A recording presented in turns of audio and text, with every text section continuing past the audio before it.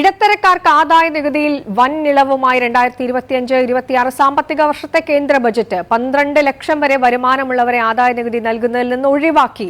പുതിയ ആദായ നികുതി സ്കീമിലെ സ്ലാബുകളിൽ കുറഞ്ഞത് 70,000 രൂപ കിഴിവ് കിട്ടുന്ന തരത്തിലുള്ള മാറ്റങ്ങളും ധനമന്ത്രി പ്രഖ്യാപിച്ചു. I am now happy to announce that there will be no income tax payable up to income of 12 lakh rupees. പ്രതീക്ഷയ്ക്കും അപ്പുറത്തുള്ള പ്രഖ്യാപനം.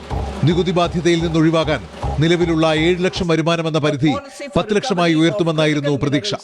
എന്നാൽ ഇനി 12 ലക്ഷം വരെ വരുമാനമുള്ളവർക്ക് ആദായ നികുതി നൽകേണ്ടതില്ല. ശമ്പള വരുമാനമുള്ളവർക്ക് 75,000 രൂപയുടെ കൂടി കിഴിവ് കിട്ടും. അതായത് 12,70,500 രൂപ വരുമാനമുള്ളവർക്ക് ആദായ നികുതി 0 പുതിയ നികുതി സ്കീം പ്രകാരമുള്ള സ്ലാബുകളിൽ വലിയ വ്യത്യാസമാണ് സർക്കാർ പ്രഖ്യാപിച്ചിരിക്കുന്നത്. നിലവിൽ 12 ലക്ഷം വരെ ശമ്പളമുള്ളവർക്ക് 70,000 രൂപയാകും ലാഭമുണ്ടാകുക. 18 ലക്ഷം വരെയുള്ളവർക്ക് 80,000 രൂപയും 25 ലക്ഷം വരെയുള്ളവർക്ക് 1,10,000 വരെയും ലാഭിക്കാം. TDS പിടിക്കാനുള്ള മുതിർന്ന പൗരന്മാരുടെ വരുമാന പരിധി 50,000 നിന്ന് 1 ലക്ഷം രൂപയാക്കി ഉയർത്തി.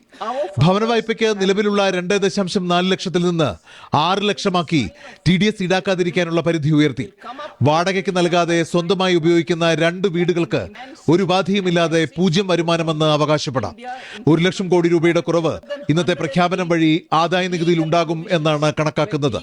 ആദായ നികുതി പരിഷ്കരണത്തിനുള്ള ബില്ല് അടുത്തയാഴ്ച പാർലമെന്റിൽ കൊണ്ടുവരും.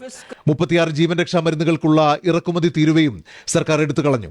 മൊബൈൽ ഫോൺ ഉൾപ്പെടെ ഇന്ത്യയിലെ ഉൽപാദന രംഗത്തിന് വേണ്ട പല സാമഗ്രികളുടെയും നികുതി കുറച്ചതും വലിയ ആശ്വാസമായി. ഏഷ്യാനെറ്റ് ന്യൂസ്, ദില്ലി.